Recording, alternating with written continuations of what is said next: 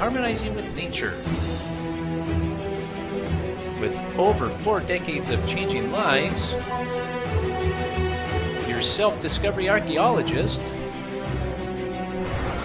get ready to be the best of you with your host, Beverly Zymet.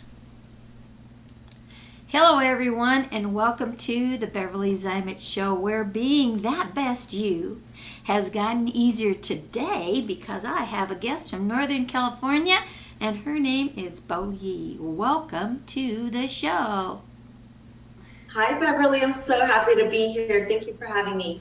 Well, we're going to get excited about this because the listeners out there want to know everything about what she does up there in Northern California. So what do you do?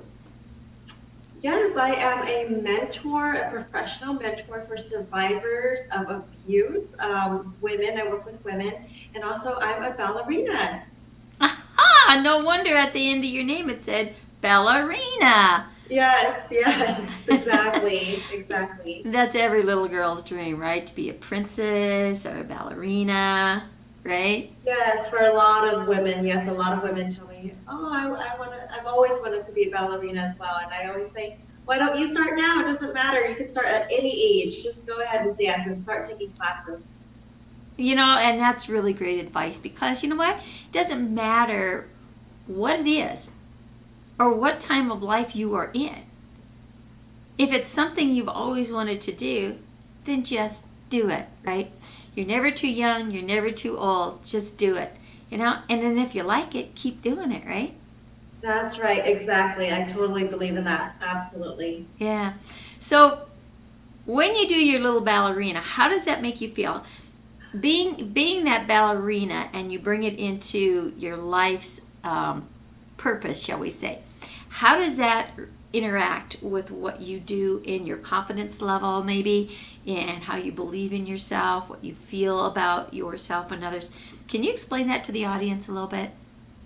Sure. Well, for me, I do feel like it's one of the gifts I've been blessed with by God, and I'll start with saying how I feel when I don't do ballet. I feel just terrible, like my body and my spirit is wasting away because I'm not doing something I'm called to do.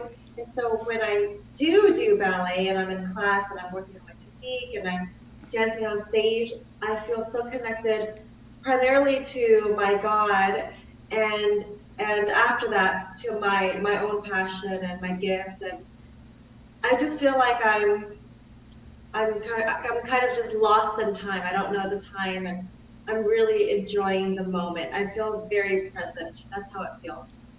And that just gives me goosebumps. And that's so true with any aspect in life. When you are living your passion, when you are in that element, you just feel fulfilled and complete, right? Yes. And when you look at ballet, it's almost as if you were in a meditation. Your whole body is in that meditation, right? Absolutely. Yes, totally in the moment. Absolutely. I'm connected to my God, like I said, and also to my body and my emotions.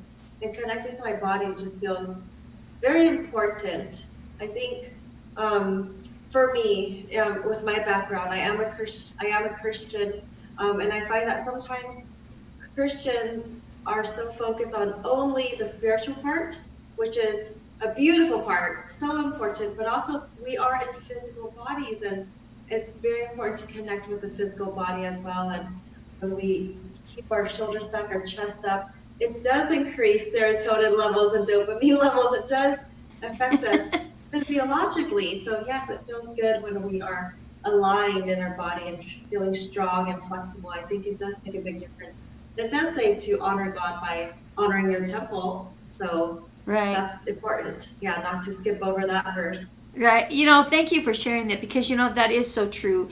Because the human body, it's so funny. I had a gal, when we were talking about the human body, she goes, yes, this human meat machine. And I'm like, crack me up, It's like, Oh my gosh. what? I had never heard it made reference. I've heard the human body called a lot of different things, but never that.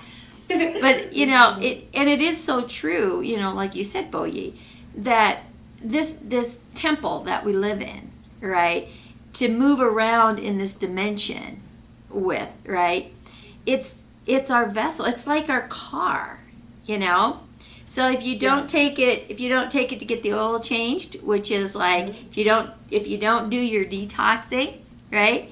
And sometimes the tires wear if you've been doing too much. Well, your joints can do the same thing. So what do? You give it an overhaul. All these different things, and especially your organs, and your car needs gas to continue its moving. Well, the body needs oxygen, right?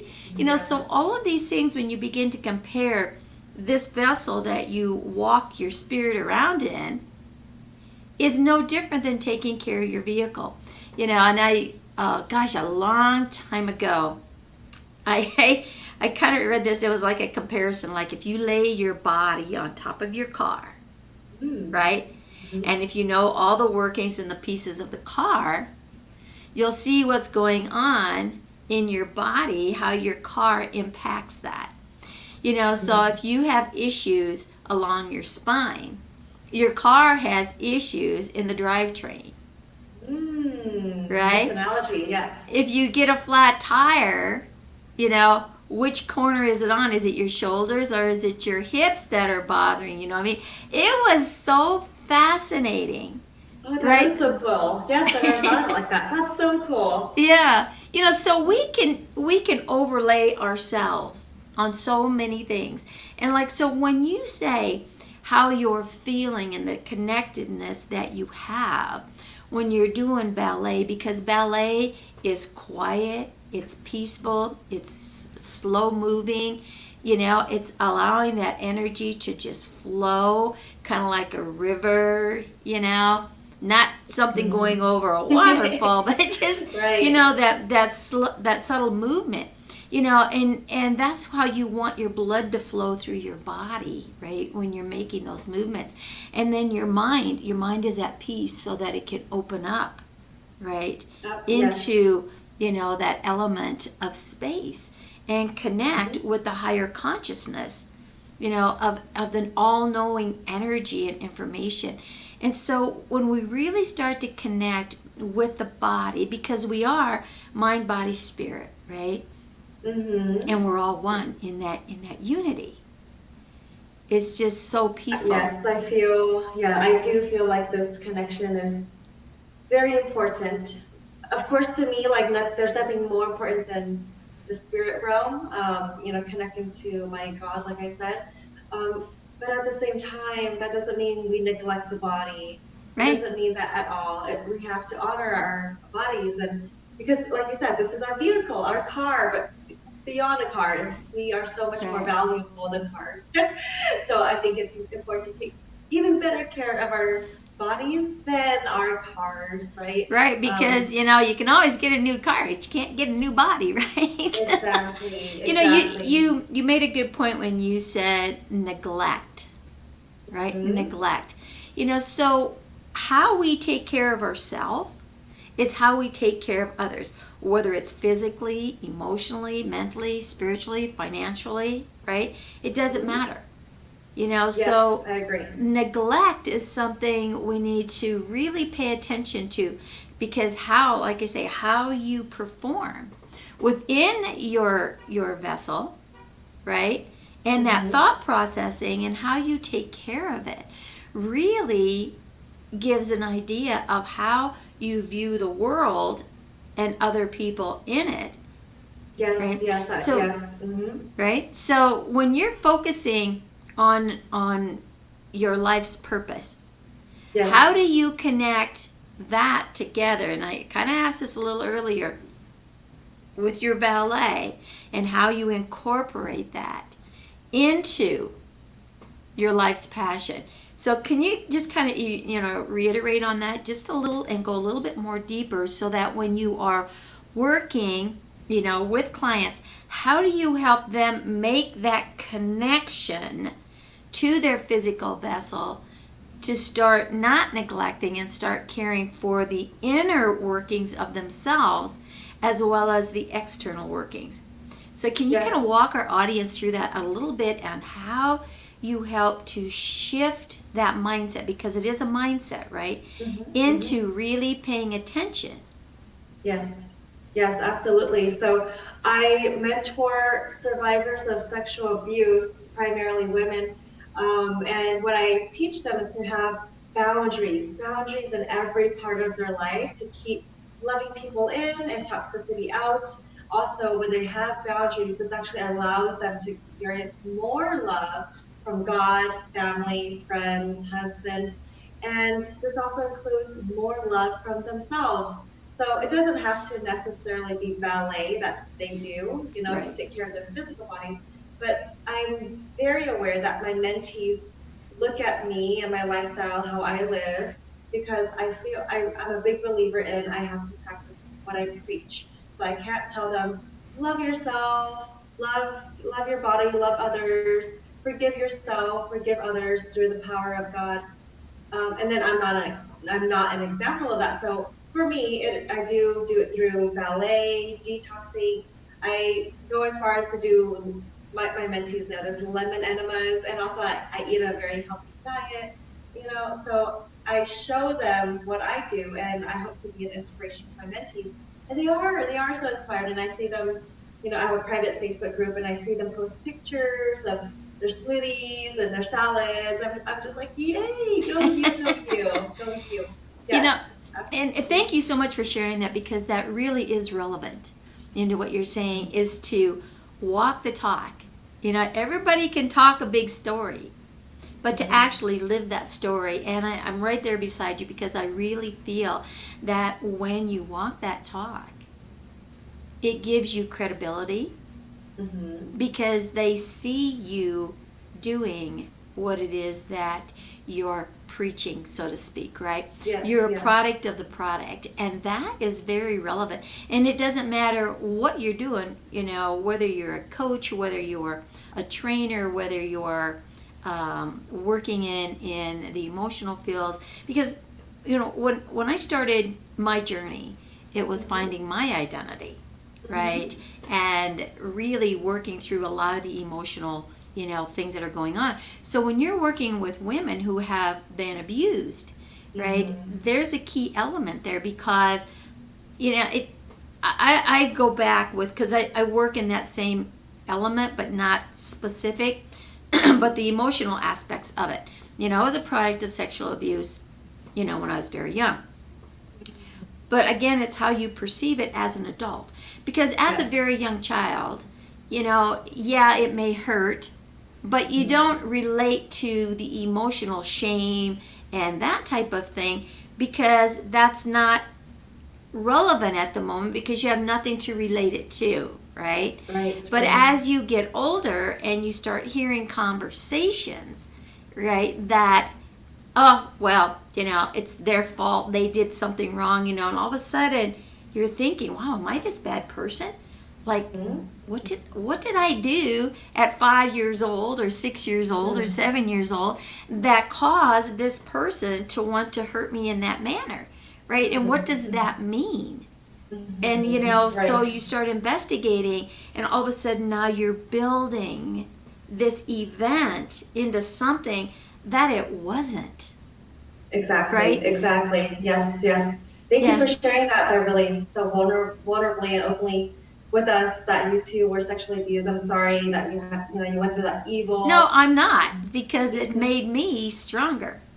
It made Yes, I me, understand that yeah, completely. Well, because yeah. what I did not allow that. I did not take on the shame. I did not take on the guilt. Right. You know, it's like, okay, it's I guess maybe because of the strategist that I'm in, or whatever, the mindset, you know, because I was very intuitive even as a child. Because when that was happening to me, I just left my body. It's like, okay, Right. whatever. I got a better place to go, you know. But Mm-hmm. at the same time, not everyone can do that. But so to work with someone on that level and working into, you know, that avenue. But there were a lot of still emotional things that went on. I fought a lot of depression, and I had a lot of anger. Those are my two elements that I let get completely out of control. But it was more than just, and it really wasn't around the sexual abuse. It was around so much more, right? And that's another story. But when you can recognize that, and so for me, losing my identity, that was the key element. And it was around that emotional stuff, right? And so over the years developing those steps, but I worked on myself, to do that. And it's like, and then you create, I created a 5-step solution that it can take 60 seconds or less to get started and changing that complete soul, cellular, and physical cell memory to get you past and beyond that. Yes. Wow, that's amazing. That's amazing. I wish I'd have had it back there when I started, but again, at the same time, that would not put me in the position of where I am to help others. Because what I have found over the years is the relevancy of time. You never get back time, right? Yep, and in the world we have, it's like rush, hurry, do. And we want that fast result, right? We want it now. And so it's those creations of that time. So when you're looking at what you're working with, again, that quietness, this is, out of everything that you mentioned, what I'm seeing is what you're really putting forth to others is get in that quiet space. Find that innerness of who you are.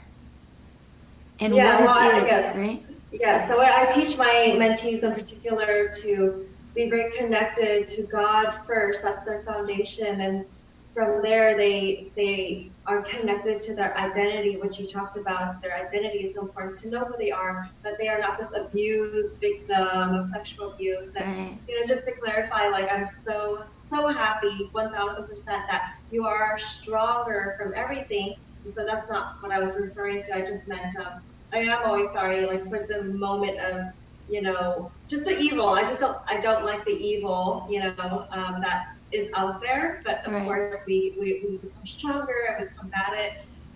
I teach my mentees literally how to slay demons, in the name of Jesus. And it's really powerful work. And, and I know the concept of taking care of ourselves is just very simple to us now, right, Beverly? Like, of course, we take care of our vehicle. Right. But I work with my mentees in the beginning, it's not a simple concept for them. They feel guilty, they feel ashamed, they think they don't deserve this immense love for just themselves. But they'll give it to others. They're happy to give it to others. But that's the issue. If, and they do it in a very codependent way. They do it because they want someone else's approval, or they want someone to like them or not to leave them. So they really do it from a place of fear. It's not even really a place of true love, because first of all, if they're not receiving love from God and they're not giving love to themselves, they don't really have love to give to anyone else. It's coming from that right there. That right there is so key. You first must have it within you to give it without you. And this word love, and I've listened, and I've been on the planet for a long time, and I'm very observant of what goes on. It's a word that is so abused. It's just said because we should say it. We're supposed to say it. But what's the depth of the meaning behind it? That's the key here, right? So how many times have you heard someone say, "Oh, love you, see ya, love you, see ya, love you, see ya"? It's words that really don't have depth or meaning. Right. So, I agree. And again, it's strings attached. Oh, if I do this in exchange, I get that. It's like, wait a minute. Unconditional is just that. We should be giving regardless of what it is. Totally unconditional, right? And, yeah. And so when you're looking at it from that perspective, again, because we do feel the shames and the guilt and the questioning and the desire, the wanting to be accepted, to be recognized for who they are. So discovering within themselves, it's hard to be an expression of something that you don't even know who you are. right? Yep, So yep. that internal knowingness of who you are and that expression of what you want to be. And that's learning to love yourself. But more importantly, it's learning to like yourself. Oh yeah, we gotta like ourselves too. Yeah, there is a Right? difference. There is a difference, and yes, I tell my mentees, it's all about boundaries. It's all about boundaries. Because earlier you said it's important to love others unconditionally, and I do agree with that. It says that in the Bible to love others, but I always tell my mentees, because they do have a problem with understanding what that really means. It doesn't mean having no boundaries. Right. Loving Yeah, it's not a everyone. free for all, that's for sure. Yeah, because with some people, like if you're dealing with someone very, very toxic, yes, we love them, meaning we've forgiven them, and we also maybe distance from them all the way, or maybe there's a restraining order, and we pray for them to be blessed, but there's absolutely no contact, and that can be an illustration of love as well, because when we enable someone's bad behavior and toxic behavior towards us, that's actually not love, that's hate. To enable and teach someone that that's okay for them to treat us that way. And so I just want to make that very clear to anyone watching, especially survivors of abuse. Loving others unconditionally does not mean all of a sudden having no boundaries and letting people step all over you. That is not love. But that also that's also connected with that forgiveness, right? Forgive yourself, forgive others, right? And again, that comes with unconditional. And that's the tough part, to forgive your abuser, right?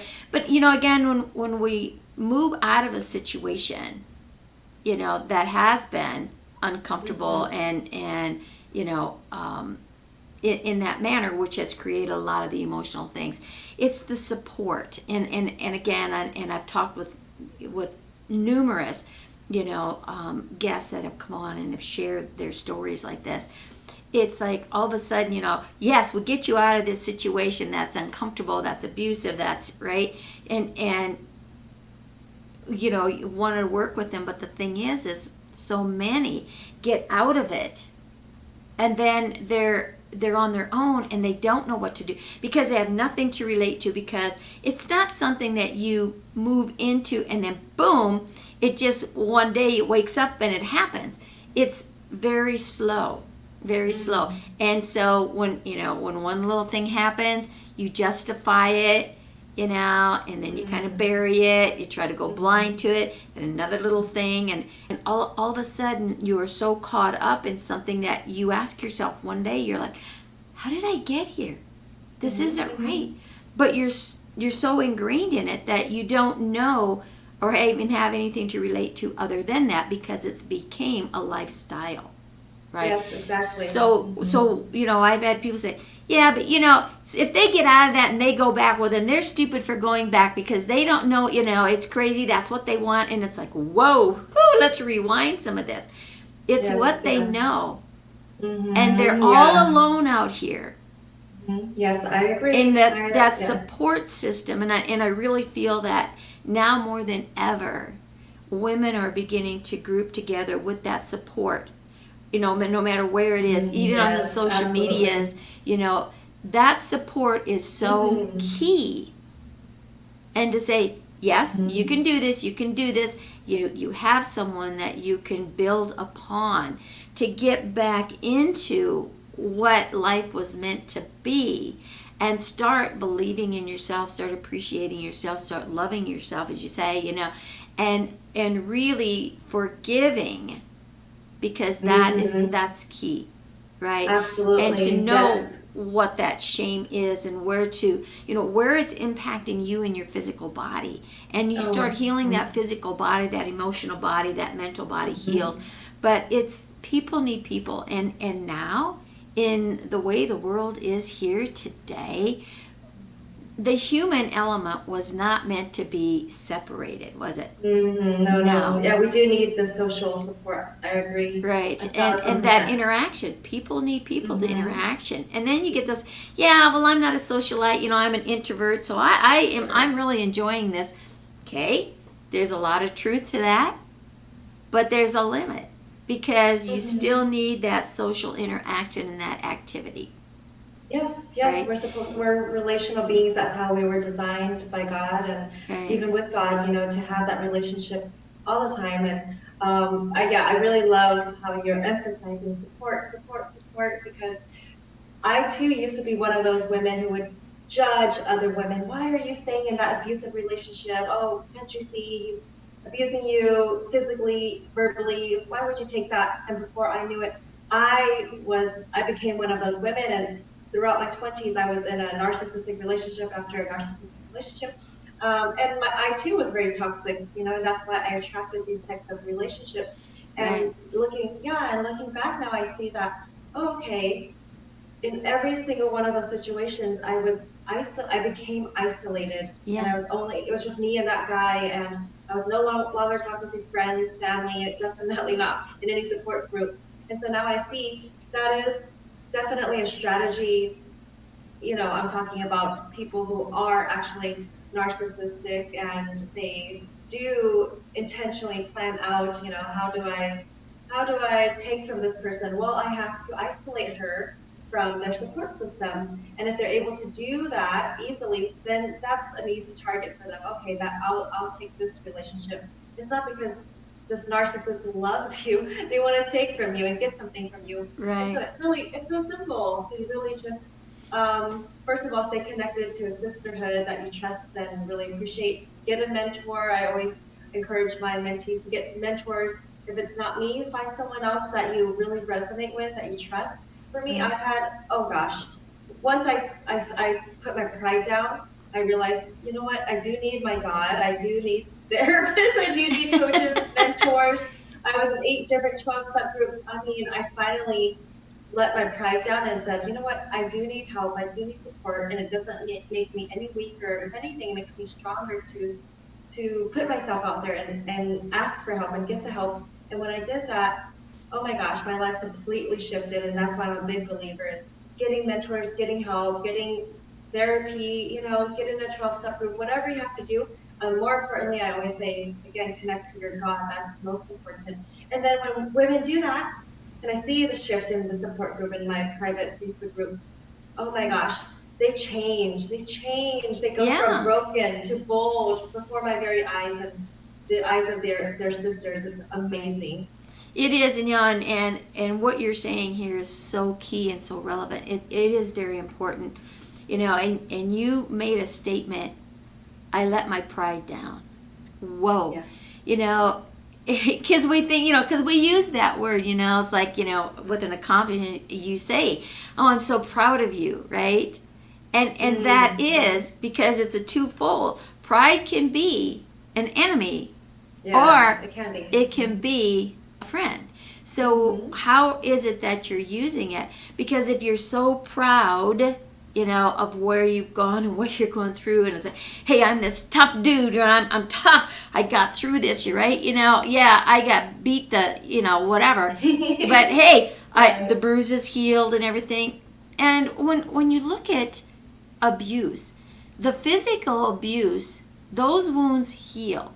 The Mm-hmm. mental Mm-hmm. and the emotional does It's not. it's That's not as easy. that's the Yeah. toughest part, right? Shouldn't say that they're not. They do, but they're the ones Mm-hmm. that impact your life the most, right? And the Yes. severity of it, Mm-hmm. and the embarrassment. And it's like I don't want anybody to know, because how could I get involved with this? It's so subtle. It's so subtle, Yes. and like what Yes. you're saying, in a narcissistic, relationship, and I never really understood that word until probably the last couple years. It's been Mm-hmm. thrown in my face, and people who are narcissistic, and have been in those relationships, and it's like, what is this, And Mm-hmm. I guess because I never had used that word before, but it's like a label, right? Yes. But Yes. again, yeah, when you're into a relationship, and you're, because it takes a lot of work. It takes two to Mm-hmm. tango, right? And it takes two to Mm-hmm. love. So it's like, what is the other person looking to gain from you? What are you looking to gain from that? So Mm-hmm. sitting down, it's like, okay, all right, if we're going to start a relationship, what is it that we're willing to put into this, and what are we looking to get out of it? And make it on, like you said, boundaries. Make it on equal ground. Because if you're going more than 50%, you know, whoa, something, you know, the scales get tipped here a little bit, right? You know, is that person going to be there emotionally supportive of you? Right. Or, Yeah. you know, so Yes. so again, you know, moving into a relationship of any kind, whether it's business, whether it's in an office setting, you know, whether it's out on a vacation time, whether it's on the playground, whether it's in a bar, whether it's family members, you know, it doesn't matter. A relationship is a relationship is a relationship. And they all need to be built on that solid ground as to, hey, what are we going to do to create something together that's going to be more divine, more connected, more inspiring to everyone that we come in contact with. And that's a key. You know, so it's not about right or wrong. It's not about good or bad. It's where you are in your perspective of everything that's going on in your life. Yes. I teach my mentees to get out of that victim mode. And, you know, labels, you know, they're sometimes helpful, sometimes not. And I do give them this label just so that they can kind of see more clearly that, yes, they were in an abusive relationship. And even if one is in a narcissistic relationship, the codependent partner, herself or himself, also will have narcissistic tendencies. We're human. We're all imperfect by nature. And so what I teach my mentees is, okay, so we're using these labels right now just to kind of see the situation you're in. And by the way, you too were toxic, and that's why this was the type of relationship, you know, that you drew into your life. And so the moment we take responsibility for that, like, oh my gosh, I was so toxic, and therefore that's why I was attracted to this toxic partner. He was attracted to me. Okay, now we're tangoing, like you said, you know, two people dancing around in a relationship. And the thing about a narcissist and a codependent, they both lack self-love. They both lack it, and they express it in opposite ways. The narcissist wants to take from the codependent to feel a sense of power, self-esteem, but it's a false sense of power because you can't take it from someone to make yourself feel better, really, at all. They think they are momentarily, but it's not sustainable. And then from the codependent's point of view, they're giving to the narc because they want to feel better. They want to feel love from this narc. And yeah, the narc might give love, what looks like love temporarily, but it never lasts. You know, so there's this back and forth. They both have low self-esteem. They both want love from the other person, but they don't have it to give. And so it's just a very unhealthy cycle. And so when I teach my mentees to just accept that reality, that's what it was. And you are too responsible for getting into that type of relationship. Now all you have to do is raise your standards. Raise your standards. And just say, I'm not going to tolerate that anymore. And I want something different. I want a different type of man. I want a different type of relationship. That was not good for me. And I want two whole people. A whole person and a whole person together is a healthy relationship. Well, you know, and it begins with the relationship with the self, right? Because the relationship with yourself is going to reflect what the relationship with someone else is. You know, and that was so beautiful in how you really put that, because it's true. You know, you do attract with what you are and what you have.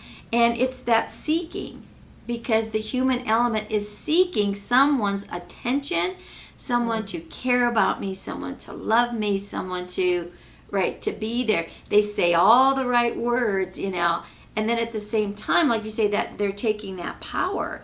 Well, it's because they want someone else to hurt worse than they do.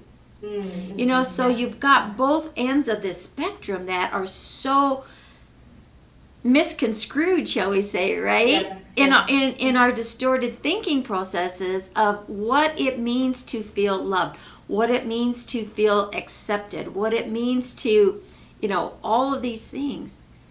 But again, where is the misconstruing? Where is that? You know, and to take responsibility, you know, for it and say, yeah, you know what?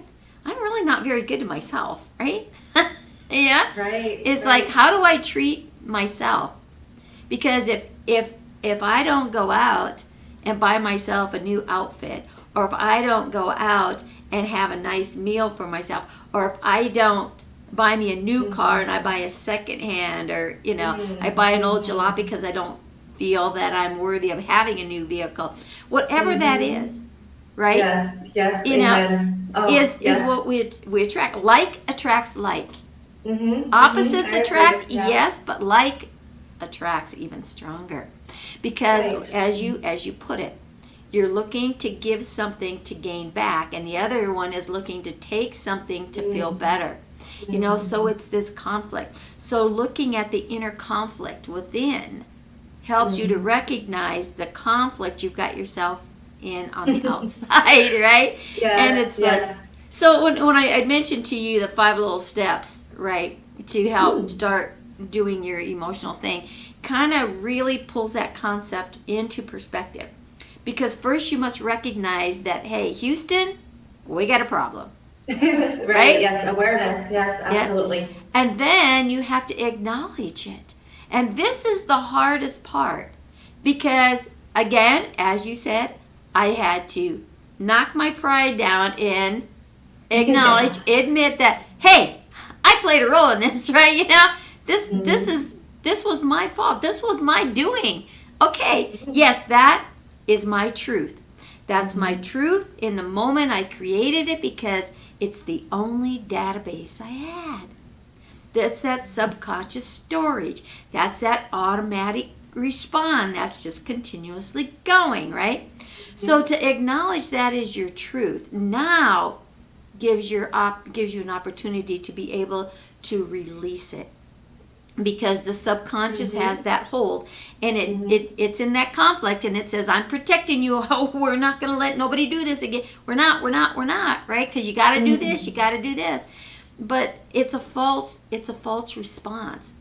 But when you can really acknowledge that, yes, that was my creation, that was my truth, the subconscious says, okay, so now what are we going to do about it? Because now we have more database of information.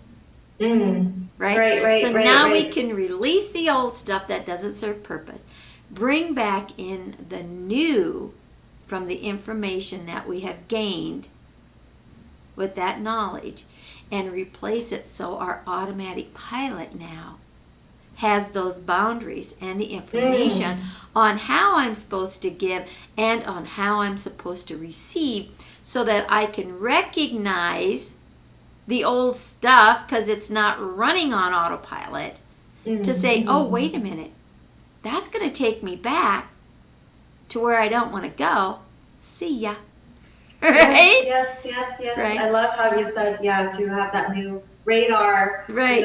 Because you're putting, once you release that old stuff, you're putting in the new information, because that's the replacing of the raw system, to put in the new database that's going to give you that honoring, that respect, that love, that liking, that interaction that says, damn straight I'm a healthy person, damn straight I got this, right?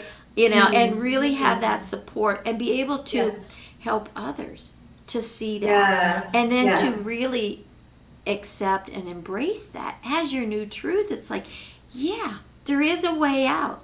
Right? It's like there's always light at the end of the tunnel, and it doesn't have to be a train.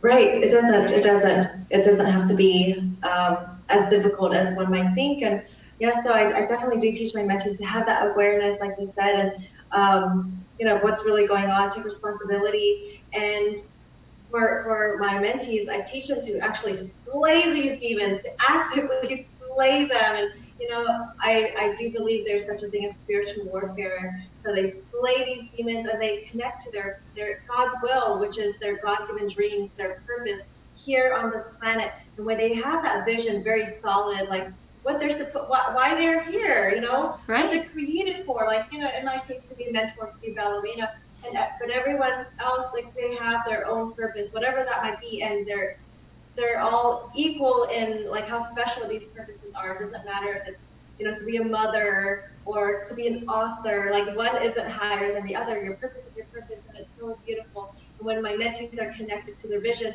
then it's very easy to have boundaries. Like, no, I'm going to protect my God-given dream. I know this is important. I'm going to Right. love my God, love myself, and to, really step into living my God-given dreams all the way. Which has you have to have boundaries in order to protect it. But you can't have energy leaks. And when you do that, then you're really serving people. You're really then serving other people when you're living your dreams full out and being that example, walking that example, like we talked about in the beginning, not talking and telling people what to do. I'm trying to change you. I want to control you. I want to fix you. Why don't you fix yourself first through the power of God? And when people see that you've transformed, then you'll really be an inspiration, just by your walk, not even by your words. And that's so relevant, and it really is important, to be able to have that connection, with that grace, if you want to call it that, because it increases your vibration, right? And to have those, like you said, those boundaries, and knowing what your purpose is, learning how to dream again and fulfilling, because there's nothing more fulfilling when you know your identity and you know your purpose. Yes. And now you're walking that purpose. It's so fulfilling because it is about serving others, and the reward comes back. But again, it's what are you serving others, right? And you can only serve others what you serve to yourself. So if you don't like what it tastes like, don't serve it to others, because they're not going to like what it tastes like either, right? I like that. Right? Yes. So absolutely.